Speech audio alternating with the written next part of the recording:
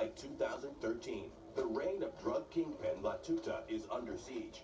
Vigilante groups and the Mexican military are after him. How long this self-styled Robin Hood can remain free has both the U.S. and Mexican governments counting down the days. Michoacan state is one of the poorest agricultural regions of Mexico, especially in 1966, when Servando Gomez Martinez is born. Here, options for employment are bleak, but Gomez is bright, so he becomes a teacher, which is how he eventually earns the nickname La Tuta. But teaching proves to be a poor fit for his personality.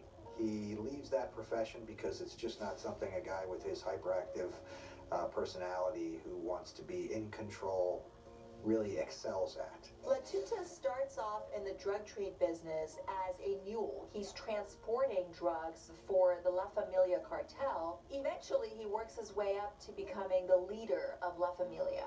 La Familia is violent to the extreme. In Mexico, the cartels create so much violence, literally thousands and thousands of homicides a year by these guys, killing anybody wantonly. In 2007, the Mexican government begins a military crackdown on all drug gangs and places a bounty of over $1.5 million on Gomez's head. The U.S. authorities also want Gomez on charges of trafficking cocaine and methamphetamines. And in 2009, the U.S. issues an indictment alleging that Gomez is involved in the murder of 12 Mexican federal law enforcement officers. A year later, Gomez seizes the opportunity to create his own cartel, the Knights Templar, named for the Christian military order which gained prominence during the Crusades. The Knights Templar has a dominant share of the drug market, and in addition to all the other drugs that La Familia was producing and distributing, they also have added crystal meth to their repertoire. The cartel diversifies its business interests. The Knights Templar gains control of limes and avocados. They also set up an illegal mining operation to sell iron ore to China that makes them millions of dollars. They buy politicians, the police, the government, and they become a de facto government as the government deteriorates. He does things the government can't do. He has the capital to do it.